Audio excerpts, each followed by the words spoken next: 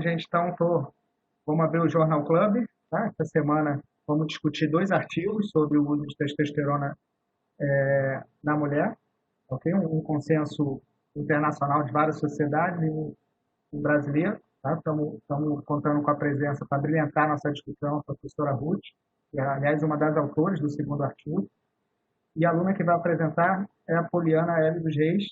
Poliana, fica à vontade, fica tranquila. O objetivo é a gente passar informações, a gente crescer. Não se preocupe, não fique nervosa, não se preocupe se gaguejar, se falar uma palavra errada. Na verdade, eu estou mais preocupada com esse negócio que eu não estou conseguindo me ver. Então, eu não sei como é que tá, se está olhando a minha cara, se não está. Não, não vai, quer dizer, vai que você vai ficar falando, Luiz. Pode seguir. Desliguei aqui, todo seu. Tá, beleza. Então, gente, boa noite. Hoje a gente vai falar sobre o uso da terapia de testosterona nas mulheres. Foram escolhidos dois consensos, duas declarações de posições, uma global e uma da Sociedade Brasileira de Endocrinologia e Metabolismo. Então, a gente vai começar a falar sobre a global. Pode passar. Ela foi endossada por todas essas sociedades, a Internacional de Menopausa, Europeia de Menopausa, The Royal College de Obstetras e Ginecologistas na Austrália, que foi decidido a necessidade de uma realização de um consenso, de uma declaração de posição, porque o uso de testosterona ela vem sendo muito utilizada por médicos para mulheres, sem uma precisão de clínica, sem uma avaliação de benefícios e os seus riscos que são ainda incertos. Então, houve essa necessidade desse conjunto, dessa organização desses participantes para formatar esse consenso global para ajudar os profissionais nas utilizações da testosterona daqui para frente. Foi feito... Pode passar. Tá me ouvindo? Pode passar. Aí. Foi feita uma reunião com representantes dessas sociedades, dessas associações internacionais, que avaliaram, que são especialistas e avaliam essas gestões dos esteroides sexuais nas mulheres. Foi utilizada uma revisão sistemática e meta-análise dos benefícios e dos riscos da terapia com a testosterona. E no dia 17 de maio de 2019, em Berlim, foi redigida essa declaração desse posicionamento através de ensaios clínicos randomizados e comparando o placebo com a medicação controle num período de 12 semanas. As evidências foram relatadas através dos níveis de evidências, com notas de recomendações e também com a opinião dos especialistas que fizeram esse painel. Pode passar. A primeira avaliação foi feita através das dosagens de testosterona, disfunção sexual feminina e níveis. A primeira recomendação são recomendações relativas à dosagem de testosterona circulante nas mulheres. Sabe-se que a testosterona ela vai diminuindo com o decorrer dos anos reprodutivos, e quando a mulher chega na fase de mais ou menos seus 65 anos, ela se mantém naquele patamar. A dosagem de testosterona ela pode ser feita através da cromatografia líquida e gasosa e espectrometria, tendo uma alta precisão e reprodutilidade. Pesquisas atuais mostram que a testosterona tem seus efeitos clínicos em concentração principal na dosagem da testosterona total, que seria, para a avaliação deles, o principal marcador em vez da livre, uma vez que a livre tem uma fração de testosterona biologicamente ativa em falta. As recomendações para a terminologia da disfunção sexual feminina. O HSDD, que é o transtorno ou disfunção do desejo sexual hipoativo, e o FSAD, que é o distúrbio de excitação sexual feminina. Todos eles se sobrepõem, apresentam etiologias, fatores de risco, quadros clínicos e características bem distintas, Então, tem que ser feito o diagnóstico preciso. O diagnóstico ele baseia-se através da Sociedade Internacional para Estudo da Saúde Sexual das Mulheres e Classificação Internacional de Doenças do 11ª edição. E nenhum nível sanguíneo, e o diagnóstico da disfunção do desejo sexual hipoativo, ele deve basear-se numa avaliação clínica completa, guiada por critérios diagnósticos conforme a determinação da sociedade. Até porque o tratamento, o acompanhamento são feitos de forma diferente, então tem que ser feita essa diferenciação. 3. Recomendações relativas a associações entre concentrações endógenas de andrógenos e função sexual feminina. A associação de concentrações de endógenos, de androgênios e a função sexual, elas permanecem de forma incerta devido a dados insuficientes sobre a sensibilidade e a especificidade. Então, não deve ser feita nenhuma dosagem para fazer essa diferenciação entre mulheres com ou sem disfunção sexual. Pode passar. 2. Recomendações sobre terapia de testosterona para mulheres na pós-menopausa em doses que se aproximam das concentrações fisiológicas de testosterona para mulheres na pré-menopausa, com base em resultados de meta-análise de ensaios clínicos randomizados, placebo/controle. A 4ª recomendação, que são as recomendações sobre o tratamento com testosterona em mulheres na pós-menopausa, ou natural ou cirúrgica, com o diagnóstico de disfunção do desejo sexual hipoativo, com ou sem terapia concomitante do estrogênio. Então, a testosterona em doses que se aproximam, lembrar que a testosterona deve ser sempre usada em doses fisiológicas que se aproximam ao pré-menopausal. Essas exercem benefícios na função sexual, no evento sexual satisfatório e no aumento do desejo da mulher, sabendo que o diagnóstico é preciso dessa disfunção do desejo sexual hipoativo. 5ª recomendação, as recomendações sobre os efeitos da testosterona, do bem-estar, do humor e da cognição em mulheres na pós-menopausa. Não existem estudos que mostram benefícios da testosterona em ação direta ao bem-estar, ao humor da mulher. Então, em relação a essas questões, ainda há necessidade de mais estudos. 6. Recomendações sobre os efeitos musculoesqueléticos da testosterona. Não foi demonstrado efeito estatístico significativo da testosterona sobre a massa corporal magra, gordura corporal total e força muscular. Em relação aos efeitos musculoesqueléticos, foram avaliados poucos estudos. Desses poucos estudos, haviam números de participantes muito pequenos. Então, todos os pacientes estavam em associação ao estrogênio, o que poderia fazer uma alteração no resultado final. E nenhuma das pacientes, nenhum estudo foi utilizado em pacientes com osteoporose para avaliar a recuperação de massa. Próximo. Recomendação 7. Recomendações sobre possíveis efeitos colaterais androgênios da terapia com testosterona. A terapia sistêmica da testosterona em mulheres na pós-menopausa em doses que sempre tem que se aproximar às doses fisiológicas das mulheres pré-menopausal, elas vão apresentar efeitos bem poucos. Quando foi utilizado nessas doses mínimas, foi evidenciado apenas acne leve e crescimento de pelos. Recomendações relativas à terapia com testosterona à saúde cardiovascular. Então, sabe-se que a terapia oral da testosterona apresenta efeitos negativos direto ao perfil lipídico, ele aumenta o LDL e abaixa o LDL. Lembrando que as outras vias de administração da testosterona não têm essa alteração direta no perfil lipídico. Não há uma associação diretamente entre a hipertensão e alterações glicêmicas. Em relação à questão de infarto, morte miocárdica, não há estudos que evidenciam bem essa questão, porque pacientes que tinham risco cardiovascular foram retirados dos estudos.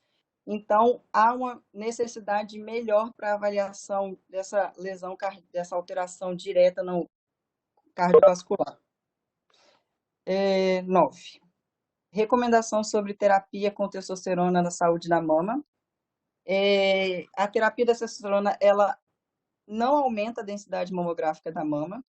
Há ainda alguns que relatam que diminui essa densidade. Não existe dados que apoiam o uso da testosterona para prevenir o câncer de mama. E não existe também estudos que mostram risco de câncer de mama ao uso a longo prazo da testosterona. Então, também uma parte que há necessidade de novos estudos para melhor avaliação. Recomendação 10. Recomendações relativas à terapia com testosterona e eventos adversos graves. Não foi evidenciado eventos adversos graves quando o uso de concentração fisiológica em mulheres pré-menopausal, então sempre os efeitos colaterais vão ser dose dependentes e sempre a dose escolhida na mulher é a dose fisiológica, né, que é a pré-menopausal.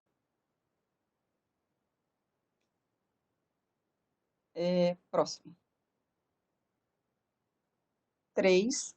Cuidados clínicos de mulheres na pós-menopausa. 11ª recomendação. Recomendações relativas à avaliação completa da disfunção sexual feminina antes de iniciar a terapia com testosterona. Então, lembrar que a disfunção do desejo sexual hipoativo, que é o HSDD, e o distúrbio de excitação sexual feminina, que é o FSAD, estão inclusos no FSD, que é a disfunção sexual feminina.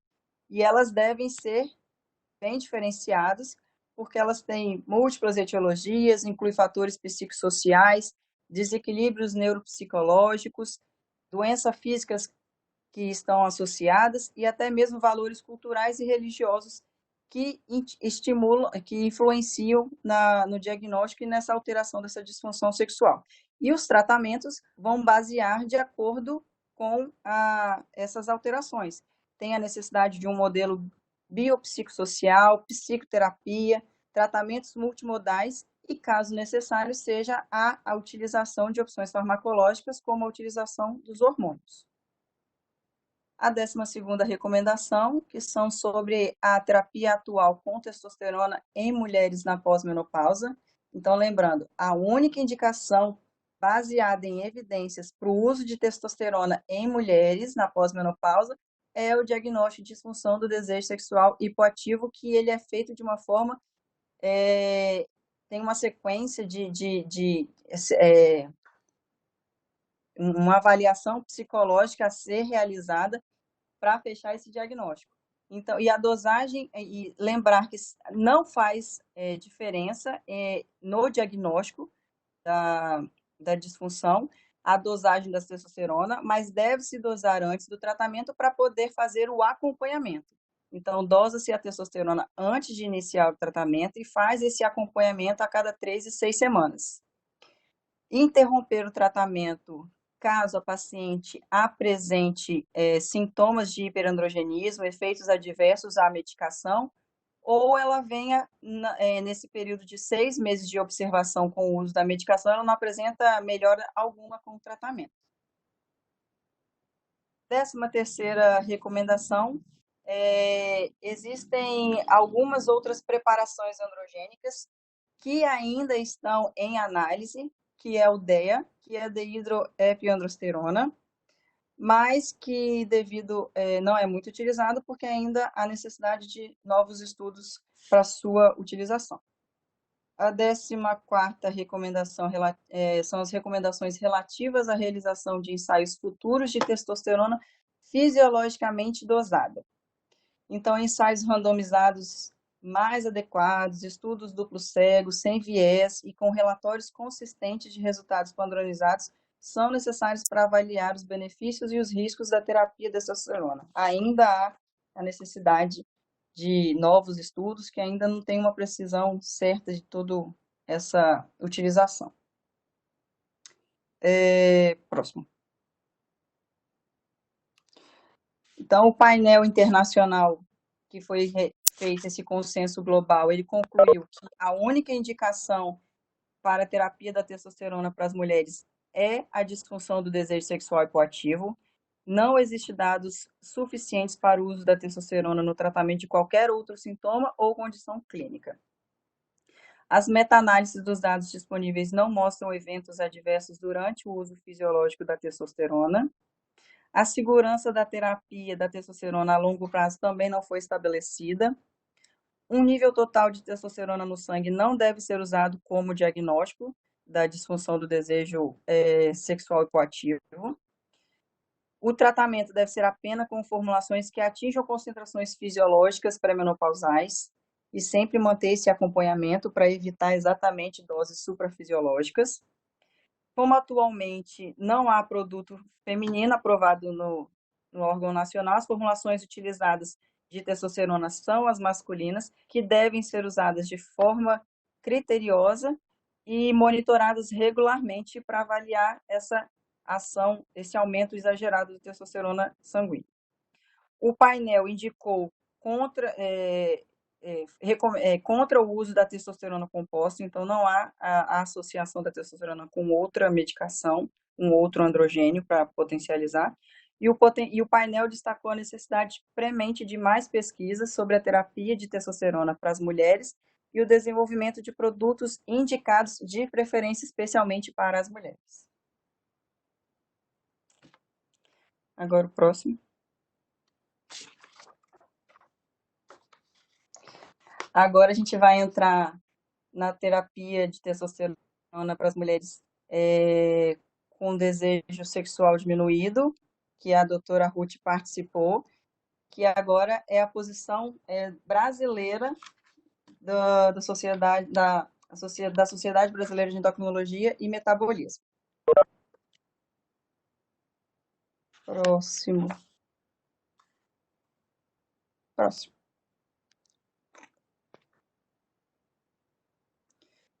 Então, uma breve apresentação em relação à testosterona, que eles relatam que o nível de testosterona ela diminui ligeiramente durante os anos reprodutivos, que esses níveis de testosterona de andrógenos têm sido frequentemente associados à redução da libido, lembrando que nessa fase peri e pós-menopausal, as mulheres elas tendem a apresentar essa diminuição também da libido, associado ou com essa diminuição dos andrógenos. A terapia com testosterona não é rotineiramente recomendado para as mulheres, ele tem uma indicação precisa ao uso da testosterona. E como ela já vem sendo utilizada há muitos anos e estudado também, acompanhado há muitos anos, desde 97, 98, foi feita uma reunião em Massachusetts, que através dessa reunião surgiu foi formada a Sociedade Internacional dos Estudos da Saúde Sexual da Mulher, e mais tarde, no consenso de Princeton, foi decidido que seria uma síndrome de insuficiência feminina de andrógenos, só que não foi bem aceito devido ao contexto da palavra síndrome, né? Numa revisão sistemática, foi feita uma avaliação dos níveis sérios de testosterona e o tratamento das mulheres com baixo libido, que foi de 1995 a 2015. Desse período, 9 em cada 10 estudos não encontraram uma correlação entre os níveis totais de testosterona e o desejo sexual, e 4 pequenos estudos mostraram pequena ou nenhuma melhora da libido quando comparado ao placebo. Então, houve essa necessidade da presente declaração da posição de ser desenvolvida uma revisão de literatura existente sobre esse uso off-label da testosterona para tratar baixos desejos sexuais de forma empiricamente. Então, foi juntado 9 membros desse departamento de endocrinologia e andrologia da Sociedade Brasileira, e eles foram convidados para fazer uma revisão do uso de testosterona para desenvolver uma declaração de posição sobre a terapia nas mulheres com baixo desejo sexual.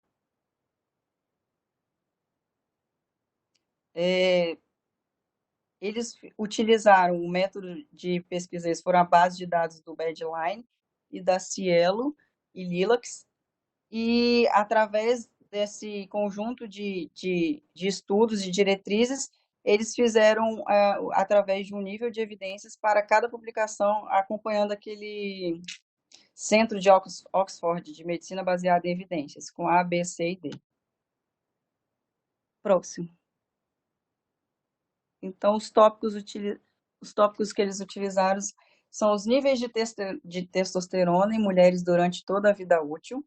Então, na infância, os níveis de testosterona eles são muito baixos.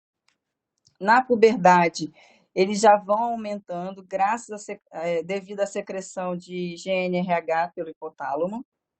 Nos anos reprodutivos, há uma liberação em média de 300 microgramas dia de testosterona pelas células da teca do ovário e pelo córtex adrenal, sendo que 1/3 são de secreção direta e 2/3 pela conversão periférica dos precursores da delta-4-androstenediona e do dehidroepiandrostenediona.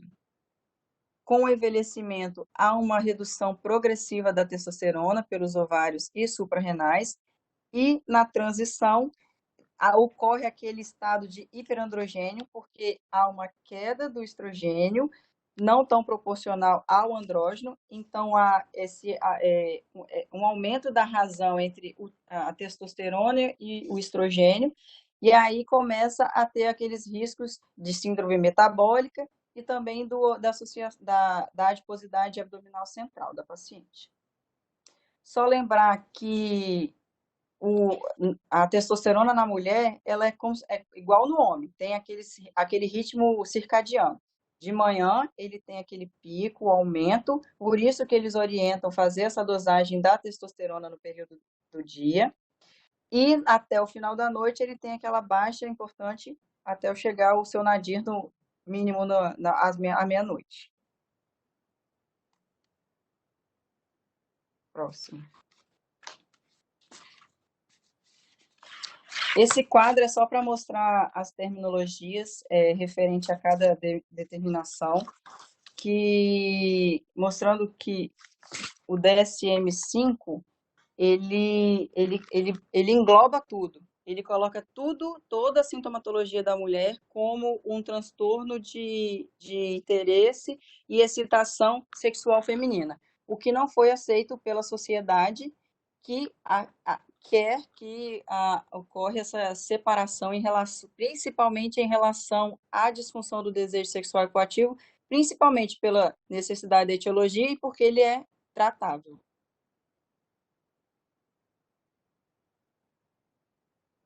Pode passar.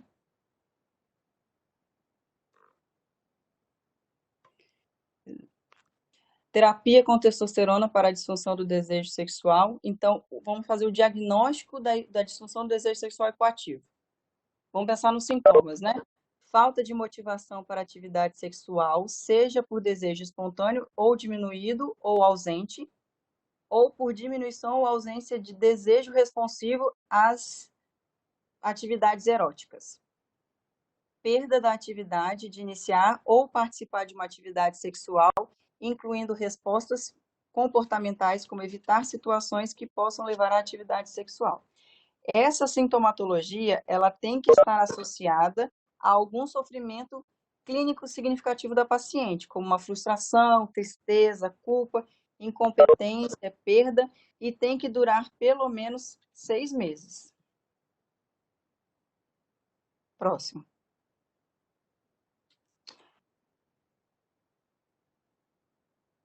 O próximo.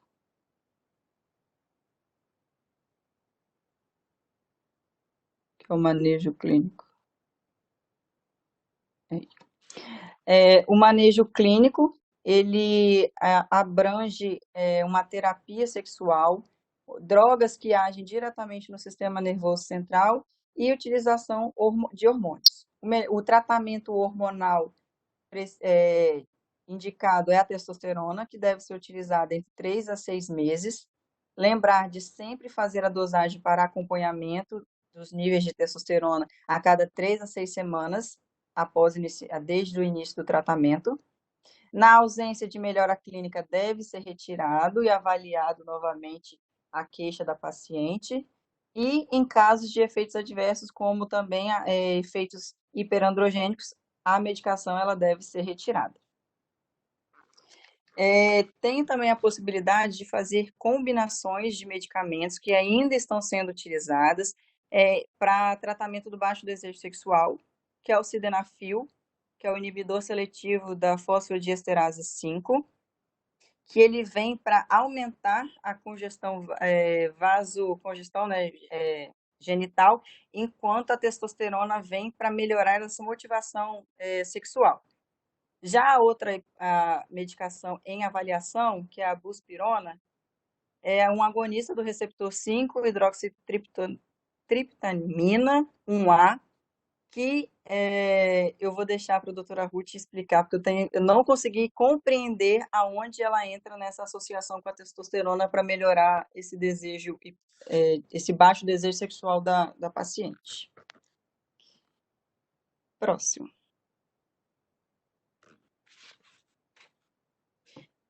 A avaliação laboratorial dos níveis de testosterona. Então, sempre lembrar, né, que o nível da testosterona ele é circadiano, então ele tem essa avaliação, essa alteração de manhã até o final do dia. Então, de preferência, ele deve ser dosado no período da manhã e, de preferência, se a mulher conseguir acompanhar bem o ciclo menstrual durante a fase folicular. Então, os níveis, e lembrar que os níveis de testosterona eles vão variar, né? Sempre é o estado reprodutivo, no período ciclo menstrual ele está de uma forma, a hora do dia ele está também, então sempre tem que acompanhar, de preferência, as dosagens devem ser sempre acompanhadas de acordo com essas fases. A maioria dos testes de testosterona eles têm baixa sensibilidade e precisão nas faixas femininas, e há uma dúvida clínica em qual testosterona deve ser utilizada, que a mais útil, né? A total ou a livre? A medição da testosterona total não é a ideal no contexto de avaliação da produção e disponibilidade de andrógenos. Entretanto, a testosterona livre também apresenta uma preocupação devido à baixa precisão dos valores na faixa feminina. Não há imunoensaios padrão atual para avaliação dos níveis de testosterona e a padronização é necessária para garantir a boa comparabilidade nos resultados laboratoriais. Próximo. Terapia com testosterona, os efeitos colaterais e a segurança a longo prazo. Então, os principais efeitos colaterais da terapia com testosterona em mulheres, eles são os sintomas masculinizadores e o sangramento endometrial anormal. Então, lembrar que os efeitos, eles são dose dependentes, então, quando eles são utilizados nas doses fisiológicas, eles tendem a apresentar menores efeitos colaterais e, com o aumento da dosagem, com o uso abusivo, as dosagens suprafisiológicas vão apresentar os efeitos adversos, como a acne, hirsutismo, alopécia androgênica, alteração da voz, clitoromegalia. Existem alguns relatos de que ele pode diminuir a proliferação do tecido mamário, mas ainda não tem um estudo preciso em relação ao risco de câncer de mama invasivo. E também lembrar que a terapia oral ela tem essa ação direta no perfil lipídico, aumentando o LDL e diminuindo o HDL, o que não se vê nas outras aplicações, a injetável e na percutânea. Não foi visto efeitos colaterais no uso da testosterona na pressão arterial, na alteração da glicemia, na alteração de fatores de coagulação, e ainda precisa de mais estudos para avaliar os efeitos da testosterona no tecido mamário e no sistema cardiovascular, porque a maioria dos estudos sempre vinham retirando pacientes, por exemplo, que tinham fatores de riscos cardiovasculares, então não ficou muito preciso em relação a isso. O próximo. Uso indevido e abuso da testosterona. Então, não tem uma formulação de testosterona para mulheres, né? Então, a gente acaba usando essas formulações para para homens, e de preferência sempre tender às doses mínimas, mais fisiológicas possíveis, mas infelizmente o mau uso da testosterona vem crescendo, principalmente pela resposta estética, e junto com esse uso abusivo vem os efeitos colaterais, que são as respostas hiperandrogênicas, como o exortismo, a acne, a alteração da voz e também, consequentemente, né, a melhora da libido. Lembrar que os efeitos adversos, eles vão sempre depender do tipo de esteroide utilizado, o tempo que ele vai ser usado e também da dose, né? Da dose fisiológica à suprafisiológica.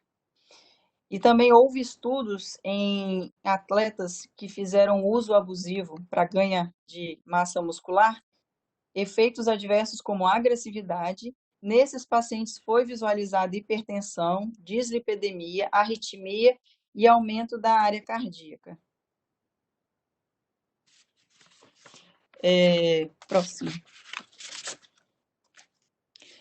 Então, em conclusão, a disfunção sexual é uma queixa comum na pós-menopausa e pode impactar diretamente na qualidade de vida da paciente. A testosterona, ela tem um efeito positivo nas pacientes com diagnóstico preciso de disfunção do desejo sexual hipoativo. Lembrar sempre que, infelizmente, não há formulações femininas para testosterona, que a gente ainda usa as formulações masculinas, e ainda há falta de dados, né, para a gente fazer o uso prolongado da testosterona para os tratamentos dessas alterações, dessas disfunções sexuais femininas. Enfim.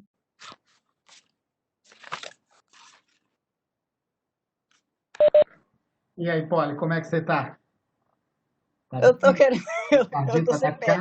Não, maravilhosa, é isso mesmo. A gente lê a nossa. Eu ainda acho que eu falei rápido, mas tá bom. Não, foi bem assim. A nossa intenção é compartilhar. Parabéns, parabéns. Eu sei como é difícil. A gente não entra numa pós-graduação para apresentar trabalho, para fazer. A gente quer mais aprender, né? Algumas pessoas têm aí uma. Ih, deixa eu abrir meu vídeo. Vocês nem me avisam que eu estou sem vídeo. Deixa eu aparecer, não. Agora eu tô Eu não aqui. tô nem olhando, eu tô olhando só os slides aqui no computador. E a testosterona, né, gente? Lembrar um pouco vocês, né, lá em 1960, quando publicaram aquele livro, acho que eu sempre falo, Family Forever, né, que era a questão de vamos botar estrogênio em todo mundo, tinha um grande speaker, um professor que falava, e como começamos a fazer estrogênio para todo mundo, era maravilha, estrogênio é vida, se você é mulher, tem que ter estrogênio, enfim, óbvio, a gente tinha alguns resultados positivos, depois com o tempo a gente começou a ver que não é assim, né, que estrogênio não é água, não é vitamina, né, hormônio não é para a gente sair dando assim de maneira.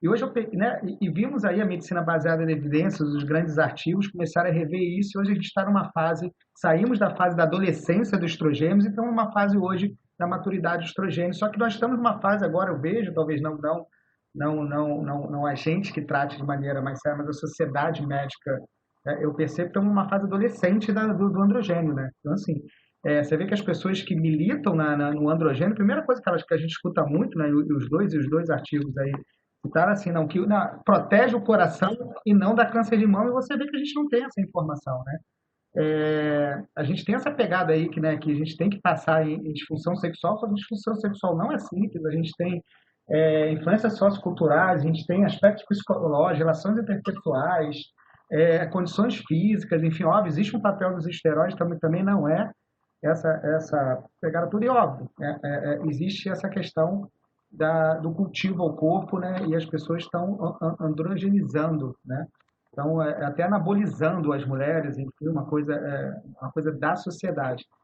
E a gente tem que ter essa responsabilidade, né? Então, assim, eu vejo uma prescrição de testosterona numa fase adolescente, o pessoal está prescrevendo sem, estamos batalhando para a gente chegar a essa fase madura, onde a gente, se tiver que prescrever, prescreva baseado na segurança, baseado nos estudos, o que a gente precisa de algum tempo.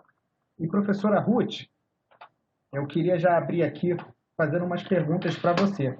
Se você falasse, comentasse um pouco, né, do artigo, da minha, mas das indicações, a minha dúvida, apesar de eu entender que a sociedade, pelo menos a de endócrina naquele de 2014 fala, mas, por exemplo, se uma paciente, né, tiver uma menopausa cirúrgica, né, dessas que a gente que a gente faz a alfarectomia, enfim, né, em pacientes, sei lá, de 30 anos, alguma coisa assim, a gente não tem uma indicação de repor androgênio, uma paciente, sei lá, com hipopantuarismo aí, que tá nem adrenal, assim, o androgênio, então, assim, é uma coisa estranha, porque, assim, ok, da maneira que o androgênio passa a diminuir, você querer repor sem motivo, ok, ali óbvio, a gente tem que discutir medicina, mas assim, quando a gente olha também naquele momento onde você tira a dose fisiológica e não repor, quando fala que não vai fazer diferença, que não existe uma coisa bem definida, eu também me assusto um pouco, eu fico um pouco confuso. Então, eu queria que você falasse um pouco para mim, deixa eu abrir para a professora Ruth. A professora Alessandra está aqui com a gente, a professora Alessandra da UERJ, maravilhosa, a Ruth também conhece, cadê ela? Me mandou um oi. Ruth, teu microfone está aberto? Você consegue abrir? Quer que eu abra? Agradecer. Deixa eu abrir aqui para você, Ruth. A Alessandra não. Cadê a Alessandra? Aí, Ruth, Boa noite, Jorge. Boa noite, professores. Foi ótima a apresentação. Parabéns para a Poliana. Apresentou muito bem, leva jeito. tá nervosa. Ruth, eu vou abrir sobre saudade da Ruth. Né? Ruth, eu até batei a saudade, mostrei minha filha para ela. Deixa eu abrir aqui para a Ruth. Ruth, está escutando? Está conseguindo falar? Eu estou escutando, eu não sei se vocês estão me escutando? Não, agora eu estou. Escutando? Ah, legal. Olha, em primeiro lugar, muito obrigada pelo convite. É um prazer estar aqui com o Jorge, ver a Alessandra, ver os colegas, né? E um prazer discutir esse assunto, ainda mais na presença de vocês, que eu também estou com saudade, né? Do tempo da UERJ e tal. A Poliana apresentou muito bem, né? Assim mesmo, Poliana, muita informação que você deu, né? Então, eu vou tentar, talvez, filtrar um pouquinho do que eu acho importante, né, Jorge? Isso que você colocou é muito importante, porque na teoria, se você tirou o ovário da mulher, né, no nosso artigo lá de posicionamento, que foi, eu nem me lembro a data direito, mas foi um pouquinho antes do consenso global. Ele é um pouquinho diferente porque ele aborda a fisiologia, como é que é a testosterona ao longo da vida, etc. Então, ela é produzida no ovário. Se você tira o ovário da mulher, a testosterona cai, né? Mas aí qual é o papel da testosterona na mulher? O que faz a testosterona na mulher? Essa aqui é a questão, né? E isso não se sabe ainda. Simplesmente não se sabe ainda, tá? Porque se você, inclusive é a base de você não recomendar a dosagem de testosterona. Não se dosa. Estão escutando? Estou escutando, às vezes entra. Nos dois artigos, está se falando, quando se aborda sobre dosagem de testosterona, que é imprecisa a dosagem de testosterona e ela, além de não ser precisa, ela não reflete nada, porque a dosagem de testosterona, a primeira comercial, ela foi feita para homem. Então, só para vocês terem uma noção, testosterona no homem vai de 300 a 1000, vamos dizer assim. E na mulher vai de 0 a 90. Então, a sensibilidade do radioimunissaio é para valores maiores. Quando chega a valor mais baixo, ele se perde um pouco. Tem um método de pesquisa que é a espectrometria de massa, que dosa melhor e tal, mas mesmo assim, não dá para dizer que uma mulher que tem uma testosterona, vamos dizer, de 90, ela tem uma sexualidade melhor ou uma massa muscular melhor do que aquela que tem de 20. Se fosse assim, as nossas pacientes de ovário policístico, elas estavam aí muito bem da parte sexual. E não é isso, a gente vê que não é isso. Elas têm alguns problemas de autoestima. Então, para que serve dosagem de testosterona na mulher? Só quando você quer avaliar valor alto. Quando você tem suspeita de ovário policístico, por exemplo, né? Ou quando você está fazendo um tratamento, por exemplo, a disfunção sexual, e você quer ver se não está dando exageradamente esse valor, né? Que tem que ficar ali no nível fisiológico para não dar problema. Então, mas por que usa a testosterona para disfunção sexual? Né? Já que não tem um papel fisiológico comprovado na sexualidade, a sexualidade na mulher é muito mais complexa do que só hormônio. Porém, o que se observou foi o seguinte: quando você dá um valor mais alto, né, não é nem fisiológico, não. Se vocês olharem os trabalhos de uso da testosterona, os trabalhos iniciais para a disfunção sexual, vocês vão ver que os valores que eles atingem com a dose de 300 microgramas no sangue é acima do fisiológico. É 100 e pouco, 120, com essa dosagem de espectrometria de massa. Então, quando você dá testosterona levemente suprafisiológico, ela tem um efeito farmacológico. O efeito dela não é fisiológico, é farmacológico. É como você dá, por exemplo, hormônio tiroidiano em alta dose emagrece? Emagrece. Mas você vai fazer um hipertiroidismo nas pessoas para elas emagrecerem? É mais ou menos por aí. Então, a nível fisiológico, você não pode dizer que uma pessoa está mais gorda ou mais magra por causa da tiroide, ou tem uma sexualidade melhor ou pior por causa do hormônio masculino, tá? Mas, quando você dá uma dose mais alta, você melhora, e não é em todo mundo. Essa melhora da sexualidade, os trabalhos mostram bem, é discreta. Não é uma coisa assim tão evidente. Tanto que quando chegou a se comercializar a testosterona na Europa, tinha um adesivo, né, chamado Intrinsa. Foi comercializado na Europa em 2000 e... anos eu não sei, mas parou de ser fabricado já há alguns anos porque não estava vendendo, não estava sendo um sucesso de mercado, não estava sendo aquilo tudo. Então agora, Poliana até me perguntou o que eram essas substâncias novas que estão em estudo para a disfunção sexual feminina. É uma combinação da testosterona com 2 outras substâncias. Então, a sexualidade ela depende de vários fatores, né? No caso da mulher, da lubrificação, que depende da congestão adequada, e também de uma supressão da inibição. Algumas mulheres têm uma inibição que não deixa fluir normalmente. Então, existe essa proposta de fazer uma combinação da testosterona, no caso com o sildenafil, para aquelas que têm problemas de lubrificação. A testosterona é liberada rapidamente e o sildenafil, para melhorar o desejo, dá um pico de testosterona, ele não se mantém alto, o que é uma novidade, porque não se mantendo alto, não vai proporcionar aqueles efeitos sistêmicos, etc. É sublingual essa substância. Então, dá aquele pico, dá um aumento de desejo súbito, rápido, e vem a segunda fase, que é a fase da congestão, para um tipo de paciente. E para outro tipo de paciente que é mais inibida, vamos dizer assim, a combinação é outra, a testosterona para aumentar o desejo, seguida da buspirona. Tá? Então, isso está em estudo, ainda estudo clínico já, não é? Mas a testosterona, então, tem um efeito farmacológico na diminuição da libido. O nosso artigo tem um histórico também da terminologia, né? Porque antes se chamava desejo hipativo, HSD, hoje em dia o DSM-5 já fala em desordem ou transtorno do desejo e da excitação. Então, a gente faz esse histórico, além da questão dos valores da testosterona durante a vida.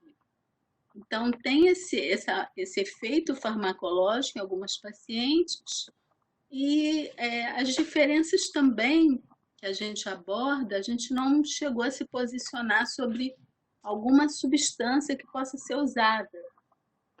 Porque o que está acontecendo é o seguinte, a mídia inflama muito, né?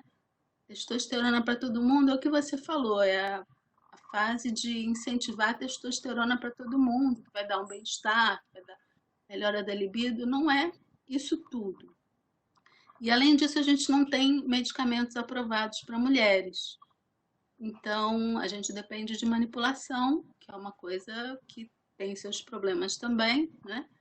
E o consenso global, ele já fala em usar as formulações masculinas, que são feitas por grandes laboratórios, e aí tem uma precisão, né? Pelo menos você sabe que aquele produto realmente está sendo bem feito. Mas é muito difícil, porque para o homem, por exemplo, você tem 5 miligramas de testosterona, que são 5.000 microgramas. A mulher, a dose fisiológica é 300 microgramas. Então, como é que você vai dar isso? Né? Tem que diluir muito essa concentração. caso do gel que eu estou falando, né? Então, é complicado, mas existem formas de dar, né? Talvez com seringa de insulina, fazendo uma coisa assim bem calculada, bem pequenininha, tendo cuidado para não extrapolar nas doses, porque dose suprafisiológica também tem seus efeitos adversos.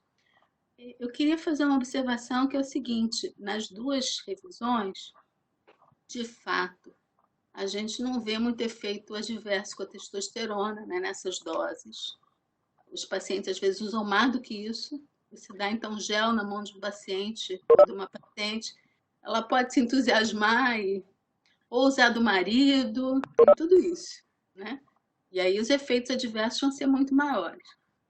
Mas também a gente tem que pensar o seguinte: os estudos que mostram que não tem grandes efeitos adversos foram feitos com pacientes selecionadas. Então, eram mulheres que eram normotensas, glicemia normal, pressão normal, né?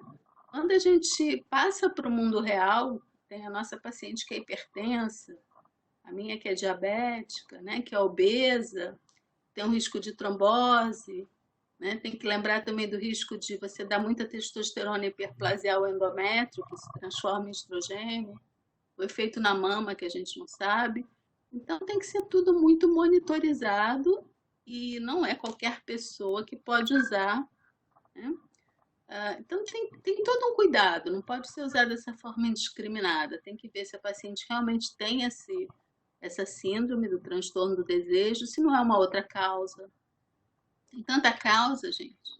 Até hipotiroidismo pode dar. Já peguei paciente com hipotiroidismo, com depressão, é uma causa dificílima de você diferenciar, né? Aliás, depressão dá diminuição da libido também, né?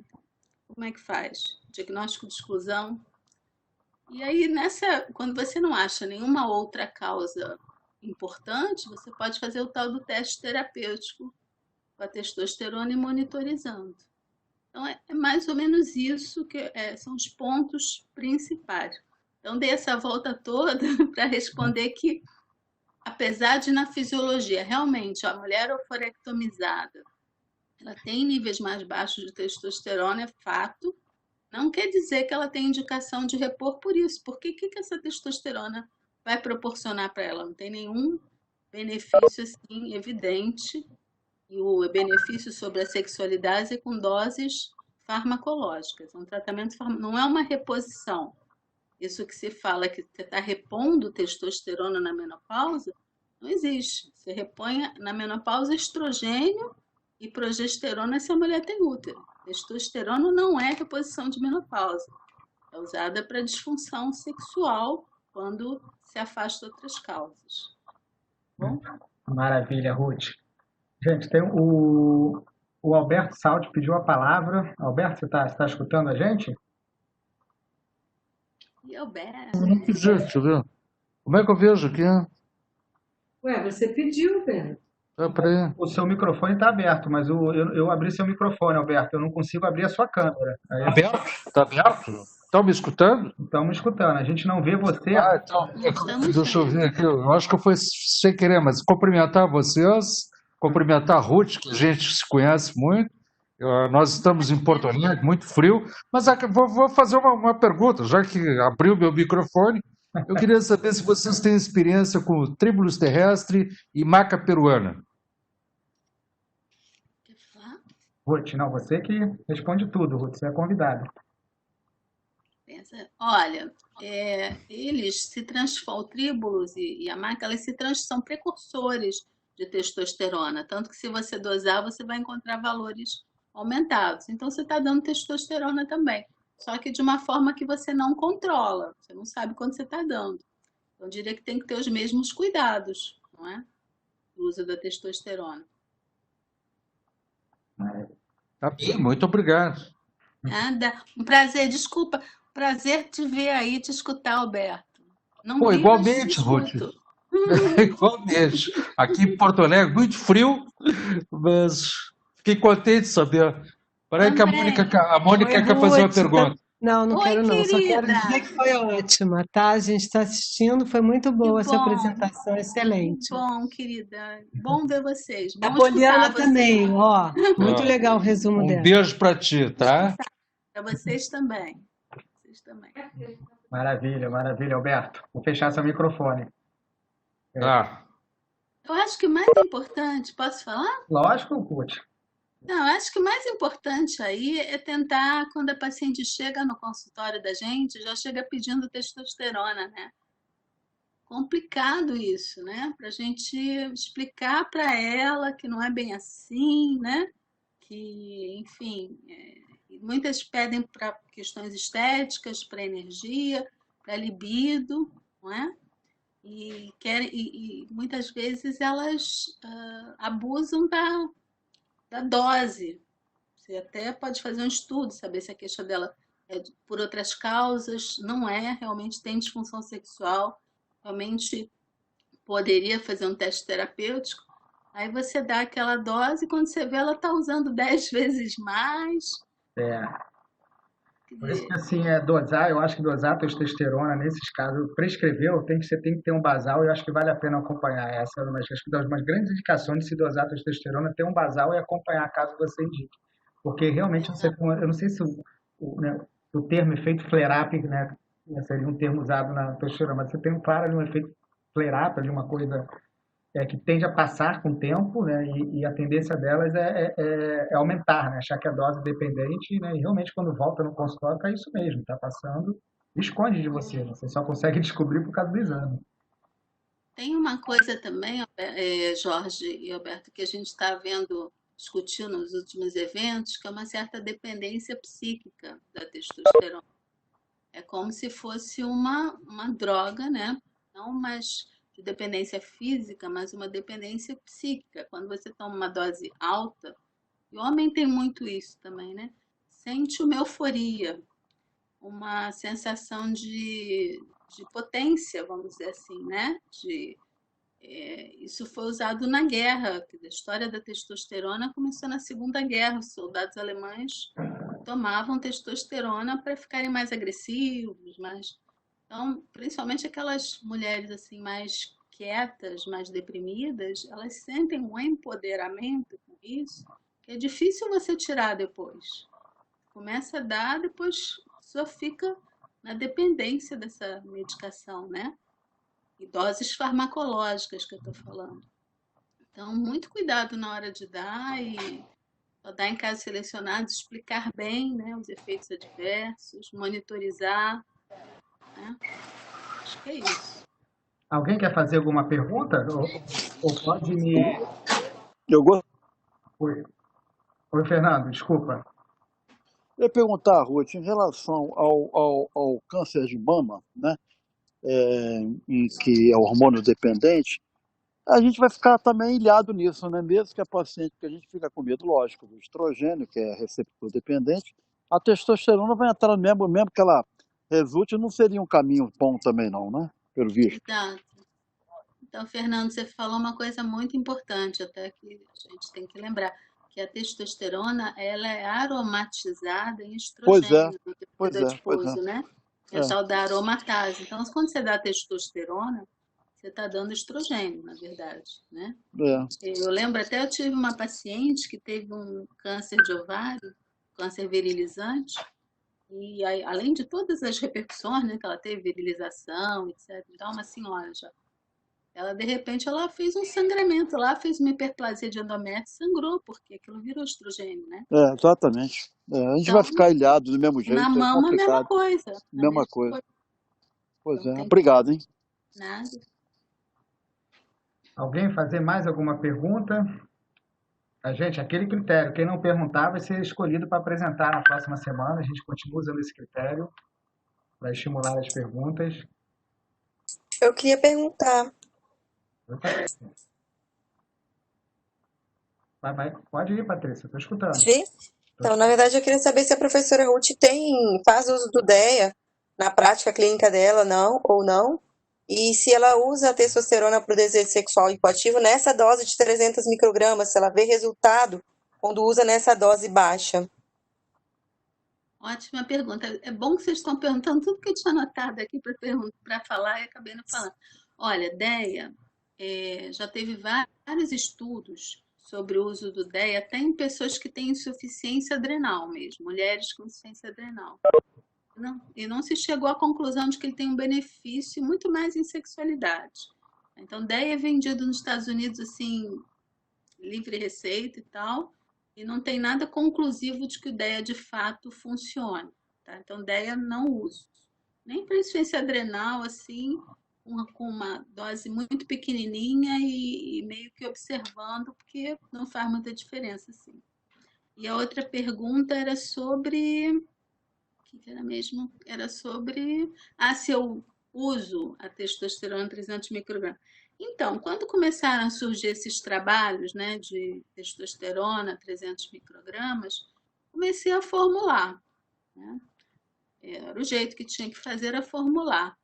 E, sinceramente, o que eu achei que o efeito é mais inicial. Quer dizer, a paciente inicialmente ela responde, mas depois para de responder, então eu não sei até que ponto é um efeito placebo daquilo que você está dando ou é um efeito real da medicação.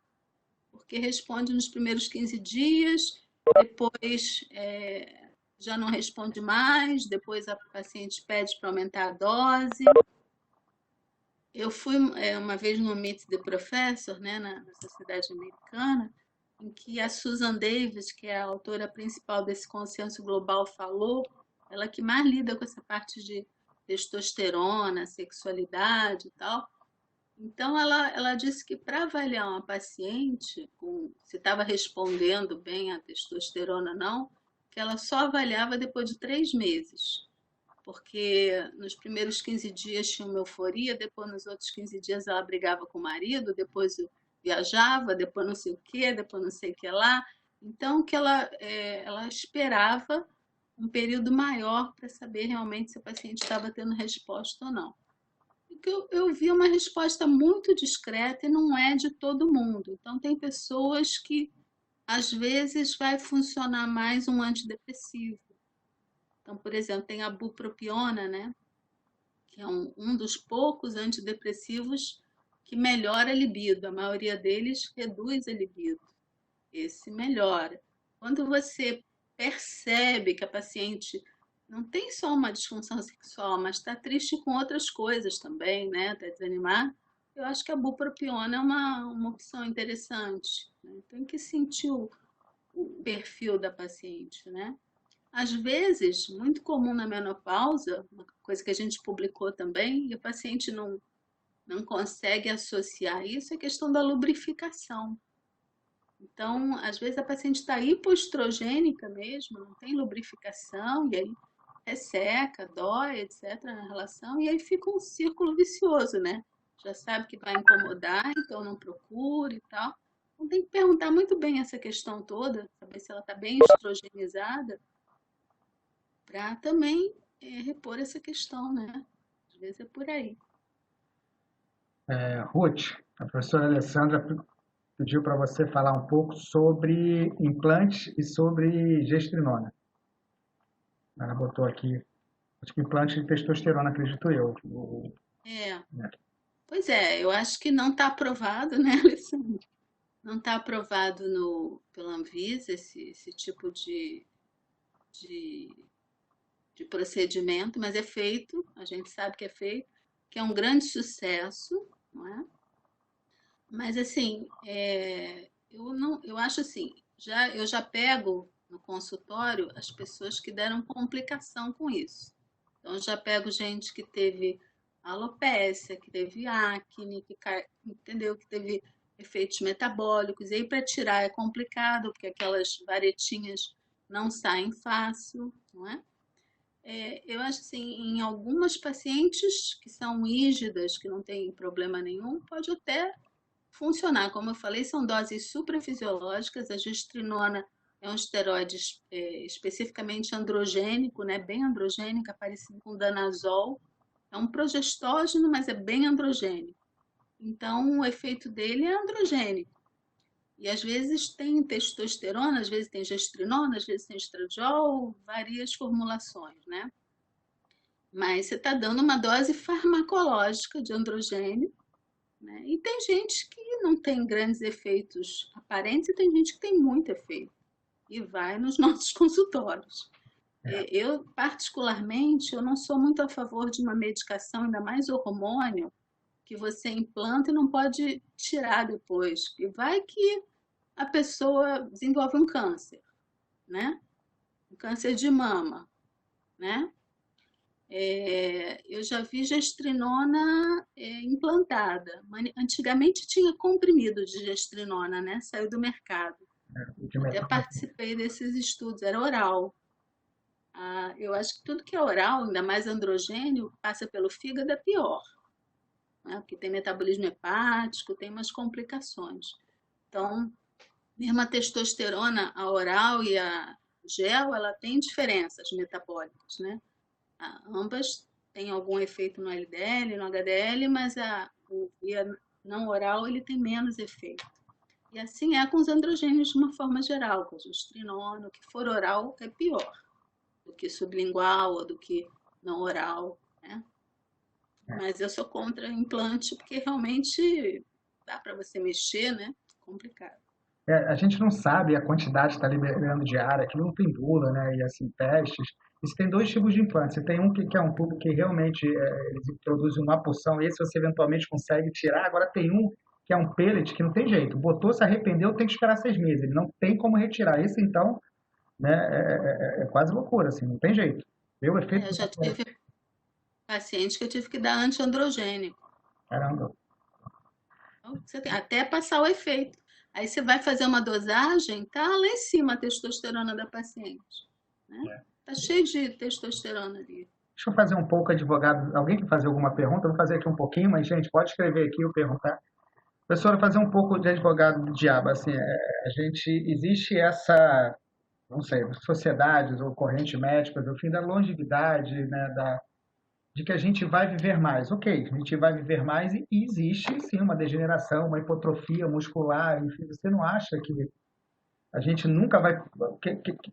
a gente já tem que assumir os riscos, óbvio, eu falo muito isso para os alunos. Quando a gente prescreve hormônio, nós somos gestores de efeito colaterais e analista de risco. É isso que a gente está fazendo. Deu hormônio, vai ter um efeito colateral aqui, você tem que fazer aquilo, conversar, tira, trocar, botar outro, e analisando o risco o tempo todo. Você é um gestor de efeito colateral e um analista de risco. Passou hormônio, você passou a ser isso, na minha opinião, para o paciente. Então, assim, a gente tem alguns riscos, mas existe sim um claro hipotrofia, né, muscular, uma degeneração, né? E a gente decidiu aí viver até os 100 anos, né? É óbvio que a gente tem aí, né? A gente tem realmente exercício, tem na alimentação, exercícios devem ser os 2 pontos, mas eventualmente a gente vai ter que botar hormônio, botar algum tipo de medicação. Você não prevê, não acha que a gente tem que evoluir, o estudo vai evoluir? Como é que você vê esses olhos nesse sentido de longevidade, assim, sem ser essa coisa eufórica da adolescência, louquente, vamos ser bonito e dar androgênio para todo mundo, que eu estou te falando. A gente vai passar por essa fase e vamos entrar numa fase madura, que eu falo do androgênio, eu acredito. Então, é a sarcopenia, né, que vai acontecendo como a osteopenia, vai acontecendo com a idade, e realmente a sarcopenia vai levar a prejuízo funcional, queda, tem uma série de consequências. O ideal é a gente manter uma massa muscular adequada. A questão é o que é seguro para isso. Então, o hormônio ele vai causar efeitos adversos, né? Ele é doping, ele que aumenta a massa muscular. A gente viu os casos de doping aí de nadadores, etc. Mas isso é seguro? Volta a questão do hormônio tiroidiano também. Emagrecer, emagrece se você der.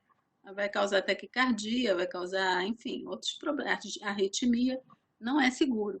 Existem drogas em desenvolvimento, que são os SARMs, assim como tem os SERMs, né?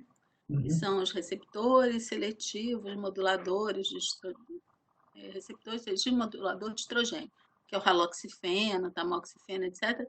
Tem os SARMs também, que tem tentado buscar alguma droga que estimule massa muscular sem ter efeito androgênico, metabólico, mas por enquanto não tem nada no mercado. E assim, pergunta assim, mas deixa eu tomar, o homem faz muito isso, né? Tomar só um Porque pouquinho de androgênio, um pouquinho de testosterona, só para melhorar minha massa muscular, né? Melhorar minha libido e tal. a disposição. Eu acho que é um preço a pagar, né? É o tal negócio. Tem que ver se a pessoa não tem uma próstata, um homem no caso, né? Tem problema de próstata, não tem problema de fígado, se ele quer arriscar, né? Mas tem efeitos também. É o que eu te falei, depende do paciente, depende do perfil do paciente, né? Em homem então é uma febre. Todo homem que envelhece não quer envelhecer, quer usar testosterona para ficar forte, ficar viril, ficar etc. Mas só quem realmente precisa, tem níveis baixos, é que deve repor. Não adianta usar mais, não vai melhorar. E tem riscos, né? Não é seguro ainda. A Poliana até falou, né, aquela última de 2014, né, da sociedade, falava que, né, a síndrome de insuficiência androgênica na mulher, não sei o nome exatamente, que são contra, que você não tem aí no síndrome, seria um conjunto de sinais e sintomas, e a gente não consegue definir isso. Mas isso existe no homem, assim, em vez de regra, existe uma síndrome aí de, não sei como se chamaria, que eu não entendo muito, né, da fase muscular, mas isso existe no homem, sim, você consegue definir uma síndrome de insuficiência androgênica. Não sei se seria esse o nome correto, mas isso, no homem, sim. Olha, então vamos lá, na mulher, lá em 2000 e pouco, houve um tal do Consenso de Princeton, que foi uma reunião de especialistas que descreveram essa síndrome de insuficiência androgênica feminina. Depois de uns anos, as sociedades questionaram isso porque não tinha nenhuma evidência de que houvesse uma síndrome clínica associada a níveis baixos de testosterona na mulher, por exemplo, na oforectomizada. Não tem nada característico na oforectomizada que diferencie ela de uma mulher não oforectomizada na mesma idade que ela. Não temos como diferenciar. Tá? Então, isso foi colocado por terra, não existe. No homem, o que acontece? Na mulher, existe a falência ovariana universal. Toda mulher, por volta dos 50 anos, vai entrar na menopausa. O homem vai entrando na falência ovariana, vamos dizer, ou testicular, desculpe, aos poucos. E não são todos os homens. Então, por exemplo, entre 60 e 69 anos, 20% dos homens têm uma deficiência hipogonadismo, né, que a gente chama de hipogonadismo. Depois, a partir dos 70, entre 70 e 79, são 30% dos homens que têm essa redução. E a partir dos 80 anos, 50% tem. Então, 50% não tem. Mesmo acima dos 80 anos, 50% dos homens têm níveis normais. Picasso teve filho com 90 anos, por exemplo. Então, como é que é essa síndrome? São aspectos clínicos associados a dosagens hormonais baixas. Então, é basicamente cansaço, perda muscular, depressão, diminuição da libido, disfunção erétil e 2 dosagens de testosterona baixa. Isso caracteriza. Agora, não é só também a idade que faz isso. As doenças, a obesidade faz isso. A obesidade, ela consegue, por alguns mecanismos na hipófise, no hipotálamo e tal, ela consegue, o estradiol consegue reduzir o LH-FSH e causar essa diminuição da testosterona. Então, se o homem está obeso, ele pode ter até essa queda de testosterona antes da idade, vamos dizer, prevista. E se ele emagrece, o simples emagrecimento pode normalizar os níveis de testosterona. Então, é uma coisa que a gente chama funcional. É o hipogonadismo funcional. Né? Assim, a mulher, quando engorda, ela pode ter outras repercussões. Quando ela emagrece muito, ela também tem efeito no eixo hipotálamo hipofisário, né? Tem o hipogonadismo hipogonadotrófico. No homem, é um hipogonadismo funcional decorrente de problemas de saúde. Então, existe essa síndrome, ela é uma síndrome sutil, mas existe, e ela pode ser reversível de acordo com o estilo de vida. Quando não é, quando tem uma causa orgânica, que às vezes tem, né? Tem um adenoma hipofisário, hemocromatose, aí você pode tratar com testosterona. Existem formulações aí, que também é uma febre, né, para os homens. A grande maioria não está querendo ficar. Ninguém quer fazer alguma pergunta, não? Pode ser aqui pelo chat ou abrir o microfone. Eu queria perguntar. Pergunte. Patrícia? Ô, Patrícia. Mas abre o vídeo, Patrícia. As pessoas agora não querem ser vistas. A professora Ruth me perguntou, gostei da Patrícia. Pergunta Tô bastante. feliz? Sou descabelar. Professora, então, Diga. como a senhora mesmo falou, a gente tá meio que uma febre, assim, de mulheres usando umas doses exageradas de testosterona. E muitas vezes elas já chegam no consultório da gente com essa prescrição alta e às vezes com pouco efeito colateral. E ela quer que você às vezes repita aquela prescrição. Como convencer essa mulher de que ela está em risco, assim? Que argumentos você costuma usar, já que ela está tão bem, se sentindo bem com aquela dosagem e está tendo pouco efeito colateral? Você já teve algum caso desse para você manejar? Muitos. É o que eu chamo às vezes de subclínico. A pessoa pode não estar sentindo nada e o efeito também é lento. Mas se você, de repente, pedir um exame dela de sangue, vamos dizer assim, antigo, e pedir um atual, você vai ver que o nível de colesterol dela está diferente. Então, você pode mostrar isso para ela. Você vai ver que a cintura, isso daí é um argumento ótimo, viu, para a mulher, que aumenta a circunferência abdominal, que aumenta mesmo. Testosterona aumenta gordura abdominal, né? Gordura visceral. Então, você fala para ela, olha, aumenta a sua cintura. Vamos medir essa cintura? Realmente aumentou, etc.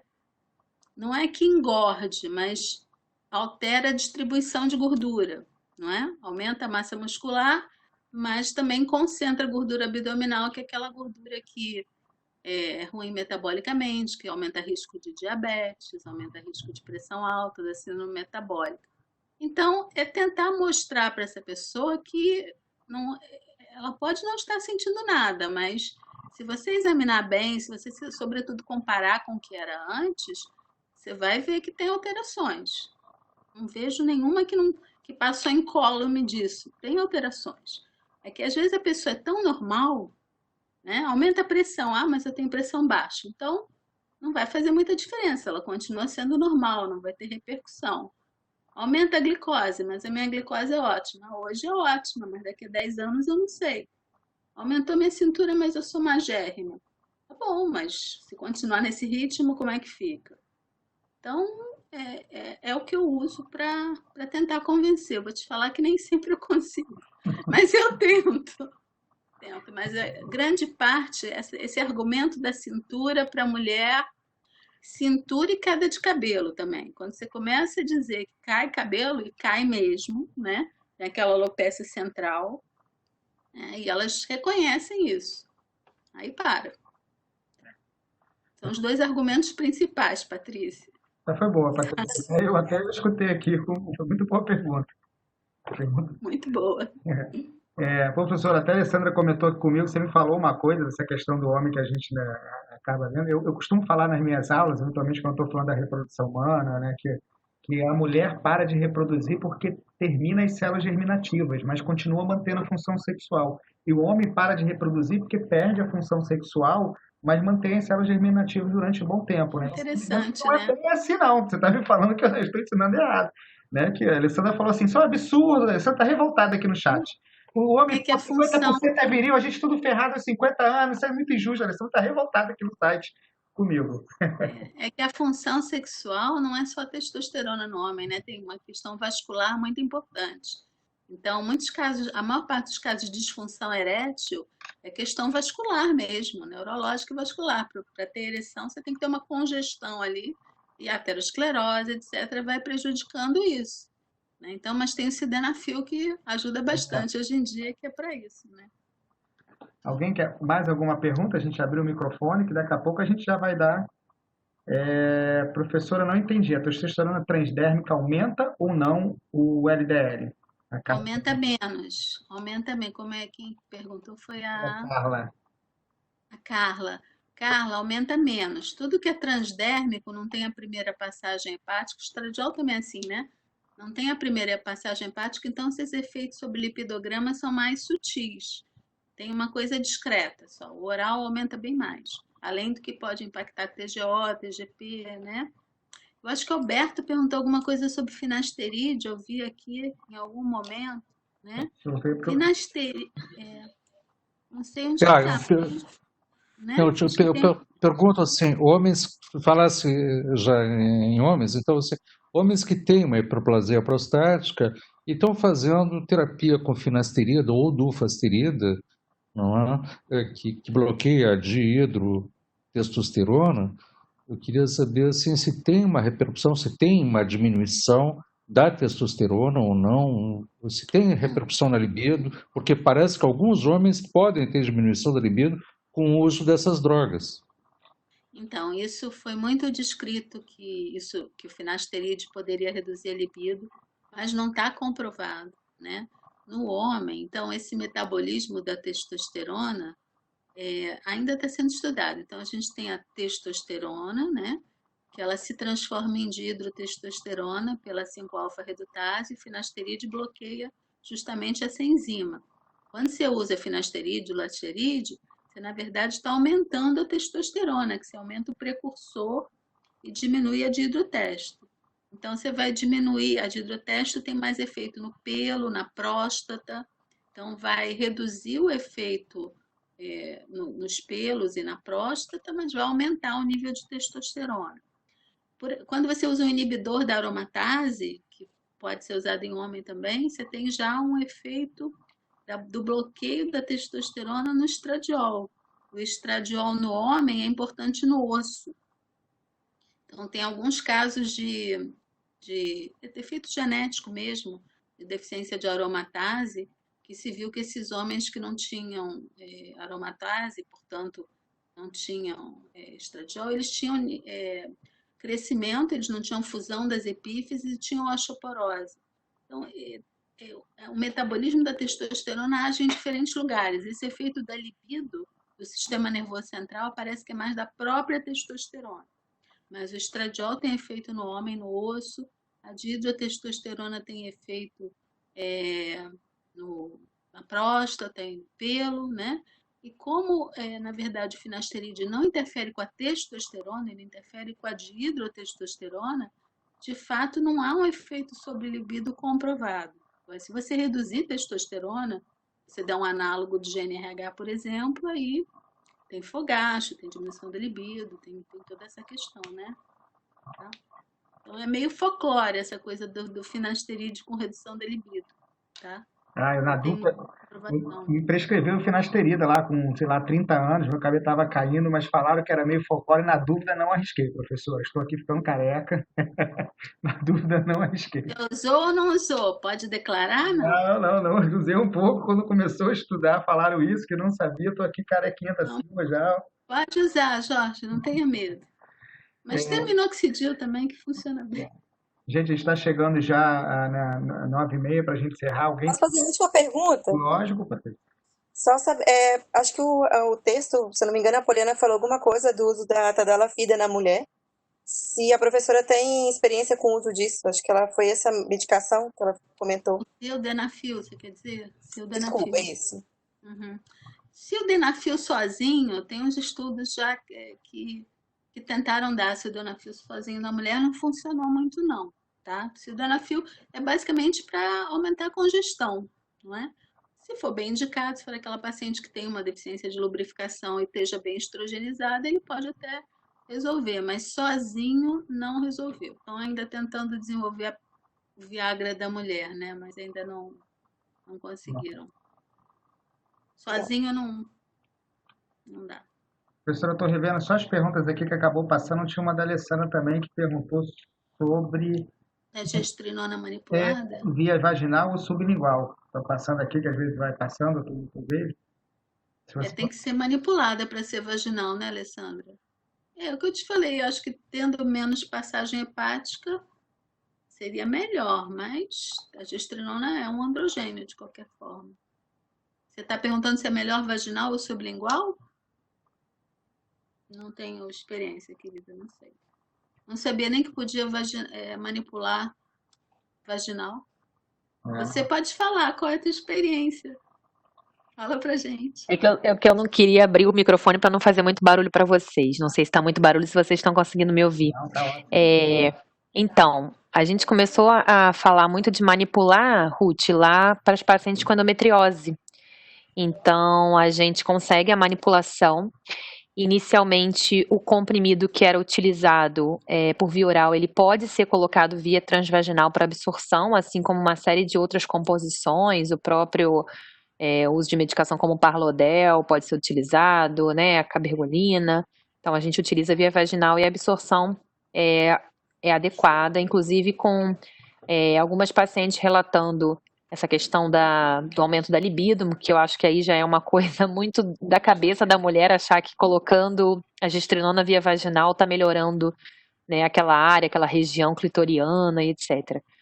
E recentemente a gente começou a avaliar a questão de fazer tipo uns pellets orais, justamente para fazer sublingual.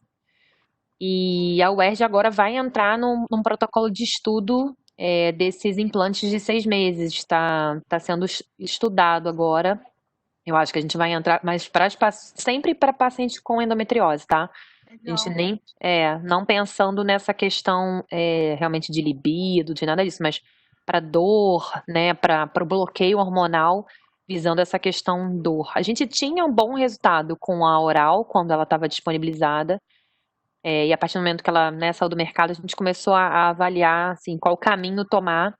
E aí tem muita paciente que procura justamente falando sobre os implantes, como você falou, a gente ainda não tem essa segurança, então a gente começou a avaliar essas outras apresentações. E para as pacientes que desejam fazer o implante, a gente tem orientado fazer primeiro o uso de um período do oral, que eu digo sublingual ou vaginal, para ver os efeitos colaterais, que foi isso que você falou. Quando você coloca um implante, tá ali no corpo da mulher, esses implantes, né, mais prolongados, você consegue até retirar. Esse de 6 meses não é facilmente retirado, ou seja, vai ser um pellet intradérmico que vai ficar ali sendo absorvido e vai sumir, não tem como tirar. Então, para você pensar na paciente usar, eu acredito que o ideal seja fazer tipo um test drive da gestrinona, assim, faz um período de um mês, 3 meses, né, para ver se você vai ter esse efeitos colaterais, acne, alopecia, isso tudo que incomoda a beça, as mulheres, e que na propaganda, vamos dizer assim, dos implantes é pouco falado. E justamente não é falado porque eu me coloco como paciente, né? Porque acho que todo mundo é médico e paciente. Então, assim, quando a gente tem algum problema com o remédio que o médico passou, a gente vai em outro médico para resolver. A gente não volta nunca naquele, assim. Ainda mais se é um efeito colateral grave, como você falou assim, tô ficando careca, fiquei cheio de espinha, eu vou em outro médico, porque não deu certo esse. É isso que a gente faz. E aí acho que quem prescreve não vê o problema. Essa ideia de fazer gestrinona vaginal para endometriose é muito legal, né? Porque vai agir ali no problema e não vai, teoricamente, não tem tanto efeito adverso sistêmico. Eu acho muito legal. Agora, sobre a sexualidade, é uma ideia, Alessandra, ver o que você acha disso. De repente, até vocês estendem isso num trabalho. Eu tenho observado que qualquer intervenção que seja via vaginal, né, para esses pacientes que têm baixa sexualidade, sejam cremes, elas vão estar tendo mais atenção naquela região e melhora, né, aquela sexualidade. Então, talvez fazer um teste com placebo também, via vaginal, para ver se tem alguma diferença na sexualidade ou se é efeito da manipulação mesmo, né, para ver se realmente pode ter algum efeito local ali, né, ou se é só o efeito da aplicação do produto, né. Mas é bacana, é legal isso. Bacana. Vamos ver se a gente consegue trazer você de volta pra gente. Os alunos estão de prova. Sempre que eu falo com você, eu falei, gente, eu atendia com uma endócrina que era a melhor do país, enfim, era sensacional. Que isso, Jorge? Que isso? Gente, pode falar, eu falo direto de você. Várias pessoas conhecem. Quem sabe? Melhores tempos virão, né? A gente está aqui nesse encontro. Um prazer estar com vocês, sabe? A gente criou laços muito legais na UERJ e continuam, né? Eu estou aqui à disposição, é um prazer estar aqui junto com vocês, ajudar esse pessoal novo aí, né? E a Alessandra também sempre envolvida com o ensino, maior vontade disso, Alberto, Mônica, todo mundo conhecido, Jorge, muito legal estar aqui. Estamos em família, né? Professora, muito legal. Eu queria muito agradecer. Obrigada pela oportunidade. Tá? Não, que isso, professor. Eu queria agradecer muito a você. Eu sei que você veio pelo carinho que você tem pra gente, nós, os regianos, digamos assim. Você mesmo falou que estava com evento, não, mas eu vou conseguir sair, vou entrar, né? Você nem em momento algum pediu para trocar o dia, né? Então, assim, né, a gente vê. Você poderia, ver outro dia que eu não estou, mas no momento algum você aceitou o convite, então, assim, eu vejo o carinho que você tem por mim. Muito obrigado, acho que os alunos também. Fora isso, é um nome de peso, não é só o carinho, não. Você, quando eu falei que havia a Ruth, você vê até o Alberto, eu não conheci o Alberto. Alberto, como é que você conseguiu chegar até a gente aí do Rio Grande do Sul, né? Você vê a potência da Ruth. Cadê o Alberto? Tá aí? Como é que ele soube? Eu Não também sei. não. Tá aberto, eu falo. Foi a Alessandra, tá, gente? Deixa eu falar. Não Não, sei mas por que não está dando. Eu vou tentar botar o A vídeo que eu não querida, duas consegui, mas eu queridas. acho que agora vai dar. Então vamos lá. Ó, Deu! Eu não tinha conseguido, mas eu. Oi, Alessandra. olha, eu quero. Eu sou do grupo da Alessandra, de gineco-endócrina, do Roberto, do Beto. E aí ela hoje colocou, eu estava em outra reunião, eu falei para o Alberto, entra aí que eu quero ver o pessoal. Olha, Legal. quem me avisou que. Não foi, Olha, Alessandra? Você botou no quem me grupo? avisou que vocês iam aparecer foi o Bonner. Legal. A gente é do grupo. Legal, bom ver vocês. Não, mas Saudades de não, vocês Boa também. noite, muito obrigado, viu? Muito obrigado. pela presença de vocês. É isso mesmo, eu pedi para abrir. Presenças ilustres. Nossa, fiquei, quando eu vi aquele sotaque gaúcho, eu me senti até importante. Falei, ó, Importantíssimo. olha o Brasil me assistindo. Obrigado, Alberto, pela presença. Obrigado, Alessandra, que divulga. A Patrícia também divulga lá na UFES, né, que trabalha na Universidade Federal do Espírito Santo. Sempre tem uma amiga dela, às vezes tem uns nomes que eu não conheço, mas se tiver também, obrigado. É isso mesmo, a gente está... É uma pós-graduação, mas o objetivo é fazer trocas, então tem que ficar aberto mesmo. Acho que esse é o caminho, né? A gente vai sair diferente dessa pandemia e esse é o caminho. A gente vai cada vez mais se comunicar com pessoas de outros lugares. Então, professor, eu vou encerrar, tá? Que a gente também termina, também acabou se estendendo um pouquinho, né? Só para os agradecimentos. Queria agradecer de coração os meninos que ficaram da pós. Daqui a pouco eu vou ligar para alguém para a apresentação da próxima semana. Tá? Daqui a pouco alguém vai receber uma ligação minha para a apresentação. Mas é isso. Poliana, cadê você, Poliana? Maravilha. Poliana depois apresentou, não quis falar mais nada. Menina, ela estava nervosa mesmo. Cadê Poliana? Tá aí daí ou já tá? Poliana, você tá aí? Ali, ó. Tá lá. Tá sim. Poliana, fala alguma coisa, Poliana, pra gente se despedir. Vou nem que... Acho que ela tá sem ar. Morreu, mas passa bem. Morreu, mas passa bem. Poliana, de qualquer maneira, não sei, mas queria te agradecer. Ela ficou nervosa, meu Deus, de fazer vergonha, mas nada, foi maravilhoso, Poliana. O objetivo é isso, falar, a gente ler, se obrigar, se tiver, a gente tem que passar isso. E eu acho que a nossa função como professor, acho até que eu cumpri muito bem. Se você não sabia fazer, apresentou desse jeito, me considerei um ótimo professor, apesar de não ter ajudado, só te dei o Me trabalho. ajudou pra caramba, me salvou bastante. Tá ótimo então, tá, gente? Quer falar alguma coisa, Poliana, para eu despedir, para eu terminar? Só gostei bastante do tema. Tá ótimo, então. Bom, Gente, beijo a todos. Vou terminar aqui, vou encerrar para todo mundo. Até semana que vem. Semana que vem, daqui a pouco eu mando os artigos e o convidado. Tchau, tchau, menino. tchau. Beijo.